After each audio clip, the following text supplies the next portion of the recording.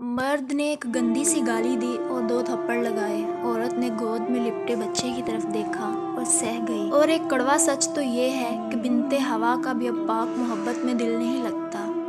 کبھی کسی معصوم عورت کے خواب کسی کم ظرف مرد کے محتاج نہ ہو، اور کبھی کسی سچے مرد کے جذبات کسی چال باز عورت کی چالاکیوں کی نظر نہ ہو۔ لفظ بد کردار جب بھی آتا ہے لوگوں کے ذہنوں میں عورت ہی آتی ہے۔ بس اتنی ہی تعلیم یافتہ اور اعلیٰ کردار ہوتے ہیں ہم۔ کسی کی بہن کی عزت مت اجاڑو، کیونکہ مرد تو ایک غسل سے پاک ہو جاتا ہے مگر بنت ہوا کا ماضی زمانہ یاد رکھتا ہے۔ پریشانی خاموش رہنے سے کم، صبر کرنے سے ختم اور شکر کرنے سے خوشی میں تبدیل ہو جاتی ہے۔ ایک مرد کا خواب ہوتا ہے کہ اسے پرفیکٹ بیوی ملے، اور ایک عورت چاہتی ہے اسے پرفیکٹ شوہر ملے، مگر یہ نہیں سمجھتے کہ اللہ تعالیٰ نے انہیں ایک دوسرے کو مکمل کرنے کے لیے بنایا ہے۔ جب بے وجہ توڑ دیے جاؤ تو سمجھ جاؤ اللہ تمہیں اپنے قریب لا کر جوڑنا چاہتا ہے۔ وہ اللہ جو رات کے اندھیرے میں ایک گہرے پتھر کے نیچے چلتی ہوئی چھوٹی سی چیونٹی کے بارے میں بھی باخبر ہے، تو تمہیں کیا لگتا ہے جو تمہارے دل میں خواہش ہے وہ رب اس سے واقف نہیں؟ جو خوبصورت اور پاکیزہ بیوی مرد سے خود کو ایک درجہ کم سمجھ لے تو اللہ تعالیٰ اسے ماں کی صورت میں 3 درجے بلندی عطا فرماتا ہے۔ اللہ نے بلا وجہ شرعی شادی نہ کرنے والے ان مردوں پر لعنت فرمائی ہے جو یہ کہتے ہیں ہم شادی نہیں کریں،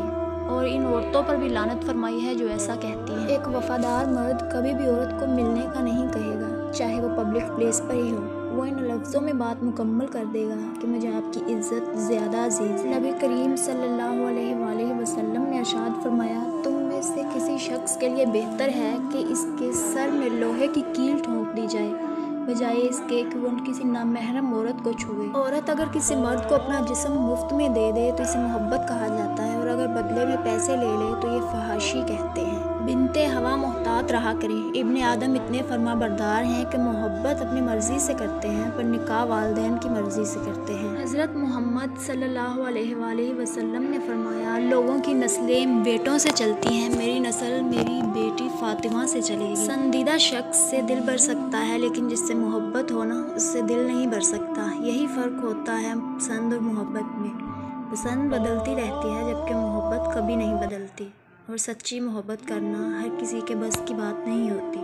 اللہ سے رشتہ اتنا مضبوط رکھو کہ تمہیں کسی کے سہارے کی ضرورت نہ رہے۔ رسول اللہ صلی اللہ علیہ وآلہ وسلم نے فرمایا، مسلمان بندے سے قیامت کے دن سب سے پہلے جس چیز کا حساب لیا جائے گا وہ فرض نماز ہوگی، اور جنہوں نے مکرنا ہو وہ قرآن کی ضامن رکھ کر بھی مکر جاتے ہیں۔ عورت کے تقدس کی حد یہ ہے کہ فرشتوں سے بھی عورت کی بناوٹ کا پردہ رکھا گیا ہے۔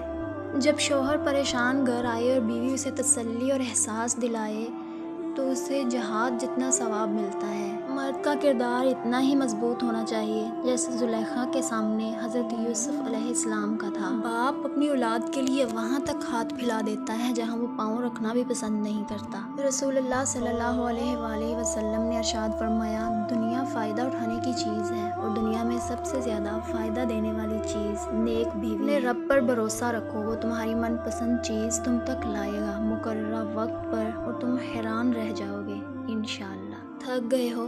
دیکھو پریشان مت ہونا، وہ اپنے بندے کو مسلسل تکلیف میں نہیں رکھتا، راحتیں جلد نصیب ہوں گی انشاءاللہ۔ اللہ پاک ایسا وقت بہت جلد لائے گا جب تم اپنی آنکھوں سے اپنے لیے معجزے ہوتے دیکھو گے انشاءاللہ۔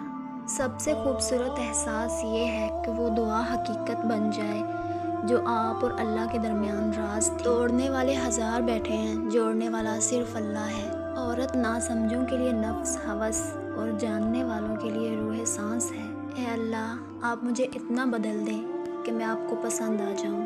9 ماہ پیٹ میں رکھا، 3 سال ہاتھ میں، عمر بھر دل میں رکھا۔ اللہ تعالیٰ سب کی ماؤں کو سلامت رکھنا۔ دوپٹہ تمہاری حیا، عزت اور زینت ہے۔ یہ سر پہ اچھا لگتا ہے، گلے میں نہیں، اور زینت کے لیے اسے گلے میں نہ لٹکائیں، کیونکہ تمہاری زینت اور خوبصورتی تب بڑھ جائے گی جب تم اسے حیا سمجھ کر سر پر لو۔